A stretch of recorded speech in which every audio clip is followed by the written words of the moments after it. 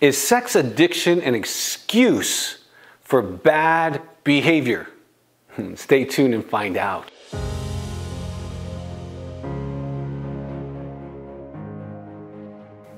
You and I have all experienced famous sports figures, political figures, religious figures get headline news. They've cheated, they've lied, they've acted out, they've destroyed their life, they've hurt the ones they loved. And then they go to some fancy treatment center and spend tons of money, and they come out and say, I'm a sex addict, as if everything's supposed to be better because they're a sex addict. Well, is sex addiction real, or is it just an excuse? What's the answer to that? Well, actually, the answer is yes. There are some people who cheat just because they're bad characters. They might have antisocial personality disorder, they might just be users, liars, and they just disrespect the souls of people, and they just use people like objects. But they don't really have an addiction. They're just using people. So yes, there are some people who use people and then they say, hey, I have an addiction, and it's an excuse. It absolutely is. Now, there's also a large majority of people who have a legitimate sexual addiction. And sex addiction is real. I'm Dr. Doug Weiss. I'm the president of the American Association for Sex Addiction Therapy. I'm also the executive director of Heart to Heart Counseling Center. I've written many books on this subject, been on Oprah, Dr. Phil, all of that. I am one of the world's experts on sexual addiction. But let me say this, sex addiction is not an excuse for bad behavior. If you've cheated or acted out with a prostitute or, done some kind of bad behavior, gotten exposed, gotten arrested, you're still responsible for that choice. And so here's the conversation I have had with thousands of spouses. That addiction is only one of the influencers of a choice. But the person is still 100%, and hear me really clear on this, 100% for the choice. And I've helped thousands of men take responsibility for their bad choices.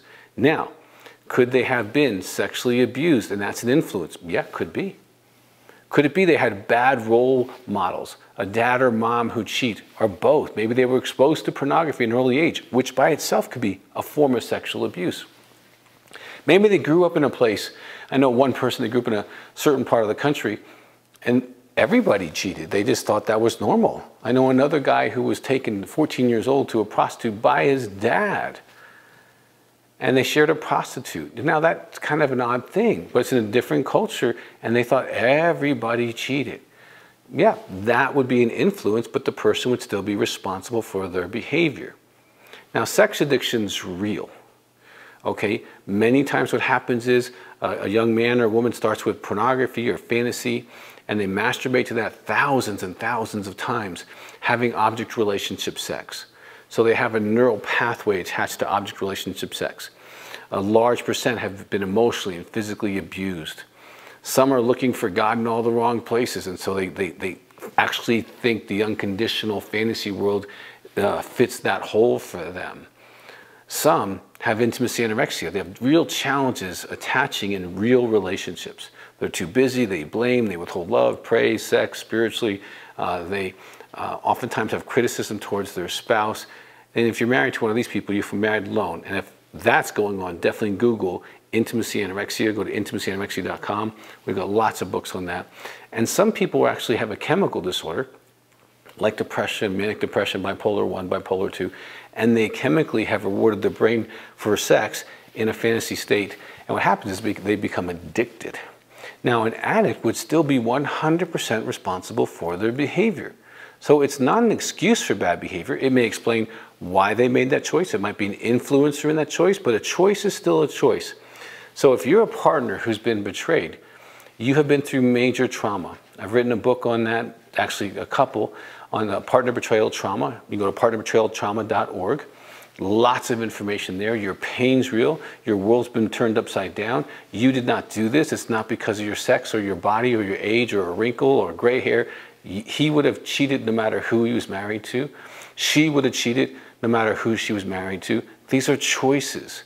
And there are influences, absolutely, in all of our choices. But we are still 100% responsible for our choices. So, yes, For some people, it's just an excuse. They're not addicted. And for some, they're wildly addicted. And it is the major influencer in a choice that they're 100% responsible for. Now, if this is your first time, definitely click subscribe, because we have lots of information on sex addiction, lots of information for partners of sex addicts, partners of infidelity, partners of intimacy, anorexia, all of that. We have some Facebook groups you can join as well. Go to our website, sexaddict.com, sexaddict.com. There's so much information on this stuff. Now, if you have experienced being cheated on and you have a question, then just go ahead and put it in the comment section right below here. Type it out. I will personally respond to you. I want you to be able to heal. If you've been cheated on, that's their responsibility. You healing from the betrayal and the hurt and the trauma of that, all the PTSD symptoms, the depression, the hurt, the anger, the grief, the losses, the potential losses, even sometimes legal ramifications. You didn't ask for that, you didn't deserve it, but you're gonna have to be 100% responsible to choose healing. So again, if you have any questions, or maybe you're the person who cheated and you're like, hey, Dr. Weiss, I got a question, man. How do I get out of this? How do I stop doing this? I'm still doing it. My wife doesn't know, or my husband doesn't know. Ask the question, okay? Call my office, 719-278-3708. If you feel more comfortable, one of the staff can put you with a counselor. You can talk to a real counselor and get some help. I've helped really thousands of people over 30 plus years. There is recovery. I'm a recovering sex addict. I've been sober for over 33 years. There's a polygraph up in my office verifying that. There's hope whether you're the cheater. There's hope if you've been cheated on. So take the next step.